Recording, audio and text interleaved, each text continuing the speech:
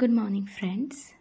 তো আজকে আমরা এসবিআই ক্লার্ক মেইনসের কাট অফ ডিসকাস করব ওয়েস্ট বেঙ্গলের জন্য। দেখো, সবাইকে আমি দেখলাম যে West Bengal is the talk of the town. What can be the cut off SBI clerk mains for West Bengal? This is the new hot topic.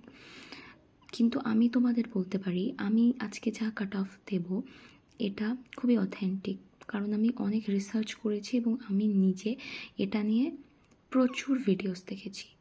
এবং আমি অন্য ক্লার্ক লেভেল এক্সাম এবং পিও লেভেল এক্সামের কাট অফগুলো নিজে দেখেছি, ডিসকাস করেছি, কনসিডার করেছি। তারপরে আমি যেই কাট অফটা আজকে বলতে যাব সেটা বলছি। অ্যান্ড যেহেতু এটা এক্সপেক্টেড, সেই জন্য কিছু পার্সেন্ট এরার থেকে যায়। তাছাড়াও সেই এরার ছাড়াও আমি খুবই শিওর যে কাট অফ এই রেঞ্জে হতে চলেছে। দেখো, আমি দুটো পসিবিলিটি নেব। একটা হচ্ছে, if the minimum cut off is 70, that means if the minimum cut off is 35% and if SBI takes it below to 30%, that is 60 marks. দুটোর ক্ষেত্রে কি হতে পারে আমি তোমাদেরকে বলবো। দেখো, first of all we will take 70। যদি 70 কাট অফ থাকে তাহলে কাট অফ ওয়েস্ট বেঙ্গলের 70 প্লাস 2 or 3, এর বেশি যাওয়ার চান্স খুবই কম। Because the question level was really tough compared to the clerk exams and compared to the number of vacancies. যদি 70 minimum cut off হয় তাহলে 70 plus 2 or 3, this will be the cut off in my opinion. And যদি 60-তে নেমে আসে, দেখো এবার cut off 60-র নিচে নামার চান্স খুবই বেশি, কারণ প্রচুর ভ্যাকেন্সি আছে, কোয়েশ্চেনের লেভেল টাফ ছিল। আর প্রিতেও আমরা দেখেছি 29, 45 এরকম অনেকগুলো স্টেটেরই এরকম কাট অফ গেছে। সেই জন্য মিনিমাম কাট অফ 60 হওয়া এমনও কিছু যে খুবই ইম্পসিবল ব্যাপার সেরকম না, ইট ক্যান হ্যাপেন।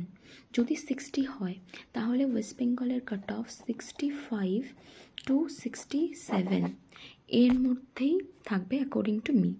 এবার তোমরা বলবে যে কেন এত কম, কেন কাট অফ হবে? West Bengal is a highly competitive state. Yes, I also agree with that. West Bengal is a highly competitive state. কিন্তু দেখো, ভ্যাকেন্সির দিকে আমাদের নজর দিতে হবে। অ্যান্ড যেটা প্রিয়ের কাট অফ, অনেকেই কিন্তু বিশ্বাস করেনি যে প্রিয়ের কাট অফ 60-র রেঞ্জে যাবে অতগুলো ভ্যাকেন্সি থাকা সত্ত্বেও। মেইনসে এসবিআইকে জেনারেল ক্যাটাগরিতেই 504 এই কয়েকজন ক্যান্ডিডেটকে দে হ্যাভ টু কল।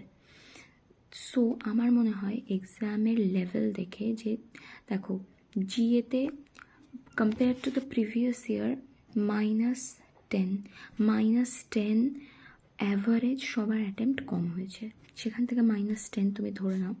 আগের বারে কাট অফ কত ছিল? 86 পয়েন্ট সামথিং, 86 ধরে নিলাম। -10 for the GA level. And 1 minute, sorry for the delay. And -5 for the -10 for GK, -5 for reasoning. Maths, দেখো maths was comparatively easy, but বেশিরভাগ স্টুডেন্টেরই maths strong পয়েন্টের মধ্যে থাকে না। বেশিরভাগ স্টুডেন্টই রিজনিং এর ওপরে বেস করেই এক্সামে যায়, ভাবে যে রিজনিংয়ে আমরা আউট অফ 60 30 মার্কস গেইন করার চেষ্টা করবো, অ্যাটলিস্ট 25। বাট এবার 25 খুব কম জনই পাবে। বেশিরভাগ ক্যান্ডিডেটদের নাম্বার 15 to 20-র মধ্যে ভ্যারি করবে। And for GK, after normalization, I think the marks will be around 9 to 15 for most of the students, and this is after normalization. এমন না যে তোমার 10th April সেকেন্ড শিফটে ছিল আর তুমি এক্সপেক্ট করবে যে তুমি 15 পেয়ে যাবে, এরকম না। তোমার নর্মালাইজ হবে এবং মার্কসটা তোমার ঠিকই বাড়িয়ে দেওয়া হবে। So don't take any tension about that. তাহলে এখান থেকে 10, এখান থেকে 5, -15 তো এমনিতেই হয়ে যাচ্ছে। 1 and 7, 71 based on the toughness of the paper. And for vacancy 71 -5 তুমি ধরে নাও, then it should be 66. So I think the cutoff, if the minimum cutoff is 70, then 70 plus 2 or 3, probably 71. And if goes down to 30%, that is 60 marks, it should be 65 to 67 or 2 marks below 65, that is 63. That's in my opinion. Okay, you can also share your opinions in the comment section. I will be very glad to answer you all. Thank you for watching my video, and please like the video and share if you want. Goodbye.